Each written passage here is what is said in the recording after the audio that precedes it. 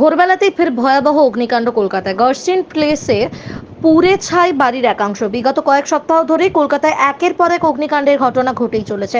কখনো আগুন লেগেছে পার্ক স্ট্রিটে, তো কখনো বা বিধ্বংসী আগুনের লেলিহান শিখা গ্রাস করেছে কসবার অ্যাক্রোপলিস মলকে। আর এবার শনিবার ভোরবেলাতেই সেই বিধ্বংসী অগ্নিকাণ্ডের ঘটনা ঘটল গার্সিন প্লেসে। এদিন ব্যাংকশাল কোর্টের পাশে থাকা একটি পুরনো বাড়িতে আগুন লাগে। আগুন নিয়ন্ত্রণে ঘটনাস্থলে পৌঁছয় দমকলের 4টি ইঞ্জিন। প্রাথমিকভাবে তাতে আগুন নিয়ন্ত্রণে না আসলে পাঠানো হয় আরও 3 ইঞ্জিন। স্থানীয় সূত্রে পাওয়া খবর অনুযায়ী শনিবার ভোর 4টায় আগুন লাগে ব্যাংকশাল কোর্টের পাশে থাকা একটি পুরনো বাড়িতে। আগুন লাগতেই তা নজরে আসে স্থানীয় বাসিন্দাদের। এরপরই তারা তড়িঘড়ি খবর দেন দমকলে। যদিও স্থানীয়রা জানাচ্ছেন উক্ত বাড়িটিতে জনবসতি ছিল না, বাড়িটি মূলত আইনজীবীদের চেম্বার ছিল। অপরদিকে দমকল বাহিনীর আধিকারিকদের প্রাথমিক অনুমান এসি থেকে শর্ট সার্কিটের ফলেই আগুন লেগেছে। পাশাপাশি স্থানীয় সূত্রে পাওয়া খবর অনুযায়ী 45 নম্বর ওয়ার্ডের কাউন্সিলর সন্তোষ পাঠকের পুরনো বাড়ি ছিল এটি। তবে কেউ থাকতেন না এই বাড়িতে। ফাঁকা বাড়িতে কিভাবে আগুন লাগলো তা নিয়ে প্রশ্ন উঠছে।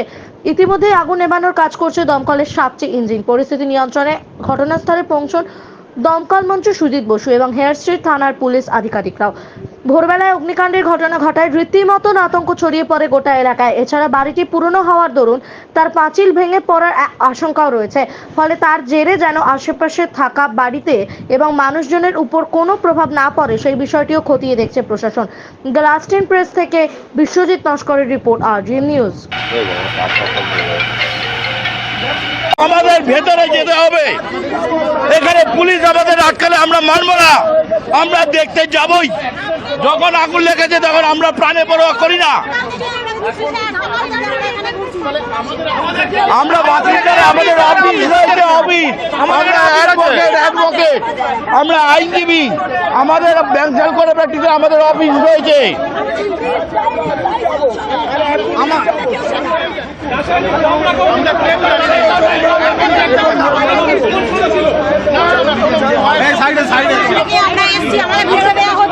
আমার অফিস ফার্স্ট ফ্লোর, আমার অফিস ফার্স্ট ফ্লোর। আমার নাম অ্যাডভোকেট। না, আমরা কেউ জানি না এই ব্যাপারগুলো। আদৌ এখানে রাসায়নিক স্টোর করা হয় কি আছে আমরা সেটাই জানি। আমাদের বিল্ডিং এর অবস্থা, আমাদের বিল্ডিংটা বহুদিন কোনো মেরামতি কিছু করা হয়। হ্যাঁ, আপনাদেরকে ঢুকতে দেওয়া হচ্ছে না? আমাদের ঢুকতে দেওয়া হচ্ছে না। আমরা চাইছি শুধুমাত্র আমরা ঢুকে আমাদের চেম্বারগুলো, অফিসগুলো দেখে নেব যে কেমন আছে। পুলিশের তরফ থেকে বলা হচ্ছে যে এখন আপনারা বোঝানো হয়ে গেছে। আমরা গিয়ে আমরা চাইছি আমাদের সামান্য ঢুকতে দেওয়া হোক, আমরা গিয়ে নিজেরা চেক করে চলে আসবো যে আমাদের অফিসের কন্ডিশন সেটা আমরা জানতাম না। আমরা কেউই জানি না। আমরা কখনো শুনছি এখানে সিলিন্ডার বাস করেছে, কখনো শুনছি কেমিক্যাল ছিল, ইনফ্লেমেবল আর্টিকেল। আমরা এই ব্যাপারে কোনো রকম কিছু অবগত নই। আমরা জানলে হয়তো চেম্বার নিতাম না। এইটা নিয়ে দ্বিতীয়বার আগুন লাগলো। এই দেখুন, এই বাড়ি আগুনটা পুড়ে গেছে, তারপরেও কোনো কেয়ার করা হয়নি। এইটা এই পাশে 4 থেকে 5 বছর আগে এই বাড়িতে আগুন লেগেছিল। হ্যাঁ, এই বিল্ডিং এই 5 নম্বর গার্সিন প্লেস। কিছু করেনি।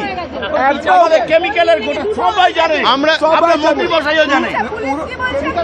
পুলিশ আমাদের কোনো রকম অ্যাক্সেস দিচ্ছে না। আমরা বাড়িওয়ালাকে মন্ত্রী বলছেন কতটা খতিয়ে দেখে ব্যবস্থা নেই। দমকল মন্ত্রী আমাদের কথা বলবেন না। আমাদের সব শেষ, আমাদের সব শেষ আছে। আমাদের আর কিছু নেই।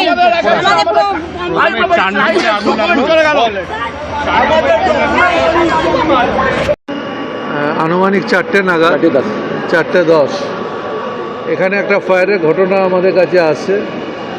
এটা একটা পুকুর 5 নম্বর গার্সিন লেনে যে গার্সিন প্লেসের যে বাড়িটা, এটা আগুন লাগে সেই খবরটা আমরা পাই ভোরবেলা, ভোররাত্রে খবর পাই। 4:40, হ্যাঁ 4:40 আমরা খবর পাই। খবর পাওয়ার সাথে সাথে আমাদের লালবাজার থেকে গাড়ি আসে। প্রথম গাড়িটা আমাদের লালবাজার ফায়ার স্টেশন, পরে আমাদের হেডকোয়ার্টার থেকে আরও 2টো, সব মিলিয়ে 6খানা গাড়ি আমরা এখানে পাঠাই। আমাদের লোকেরা তৎপরতার সাথে কাজ করেছে। আমার সঙ্গে সন্তোষ পাঠক এখানকার, যিনি তারই পাশের বাড়ি, ও বলছিল গাড়ি একটু আসতে। আমরা দেরি ঠিক হয়নি, তার কারণ হচ্ছে দেখুন, ফায়ার ব্রিগেড সবসময় তারা তৎপরতার সাথে কাজ করে। ল্যাডারও প্লেস করবার মতো বাড়িটা অনেক পুরনো বাড়ি এবং বাড়িটা ভগ্নদশা একটা অবস্থা। এবং আমফানের সময় আমি শুনেছি কিছুটা অংশ উড়েও গেছিলো এই জায়গায়। তা আমাদের লোকেরা ফায়ার ফাইট করে আগুনটা নিভিয়েছে, কিন্তু এই বাড়িতে অনেক লোক ছিল, সৌভাগ্যবশত তাদের খুব তাড়াতাড়ি বার করা গেছে। কোনো লোকের ইনজুরি কোনো কিছু হয়নি, কোনো কেউ মারা যায়নি, কেউ আহত হয়নি, কিন্তু খুব পুরনো বাড়ি। আমরা এখন আগুনটা নিভিয়ে আমরা দেখব। শুনেছি এখানে অনেক টেনেন্ট আছে, কোনো ঘরে একটা কেমিক্যাল মতো কিছু ছিল, সেটাও আমরা এনকোয়ারি করতে বলছি। পুলিশও এখানে আছে, পুলিশকে আমি বলবো যদি কোনো কেউ ঘরে কেমিক্যাল রেখে থাকে, যদি সত্যি সেটা হয় সেটা খুবই খারাপ ব্যাপার এটা, এবং সেটা এনকোয়ারি হোক এবং ফায়ার এটা এনকোয়ারি এবং ফরেন্সিক যা যা করবার ফায়ার সেটা করবে। আমি মনে করি শহরতলির বুকে অনেক পুরনো বাড়ি আছে যারা বসবাস করছে, তাদেরকে একটু বলবো যে বাড়িগুলোর অবস্থা খুবই খারাপ আছে। এটা 100 বছরের ওপরে বাড়ি আছে, বাড়িগুলো সংস্কার করা হোক। কর্পোরেশনকে আমি জানাবো ব্যাপারটাকে, আর যা যা আমাদের দিক থেকে করার আমরা সেটা করব।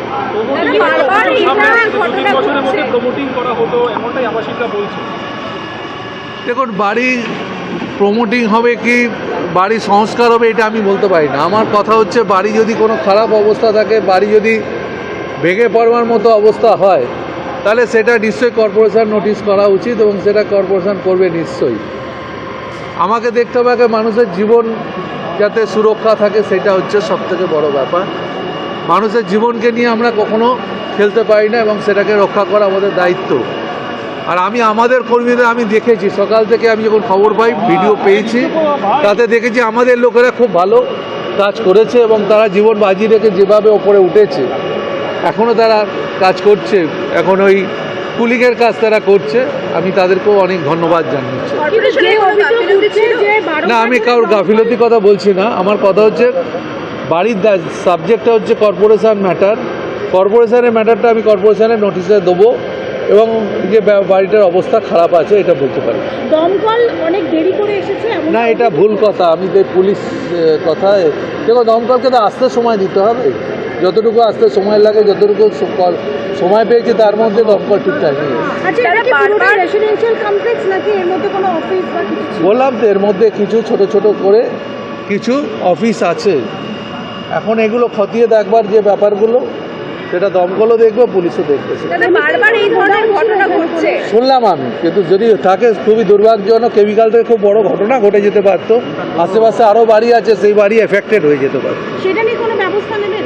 নিশ্চয়ই, যদি কোথাও কেমিক্যাল থেকে থাকে সেটা যদি পাই আমরা, তাহলে ব্যবস্থা নেওয়া হবে। বারবার করে এই ধরনের ঘটনা ঘটছে। বারবার ঘটনা, দেখুন ঘটনা তো শহরের বুকে ঘটছে, ব্যবস্থাও নেওয়া হচ্ছে।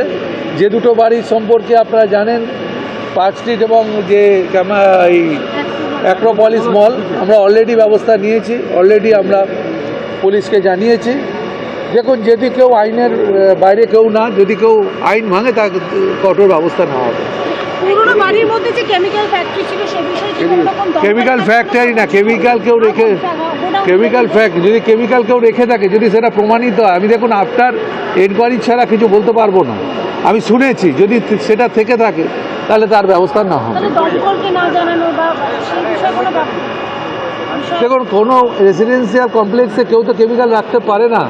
যদি রেখে থাকে সেটা অন্যায়, আর যদি সেটা প্রমাণ হয়ে থাকে তাহলে যা শাস্তি সেটা হবে।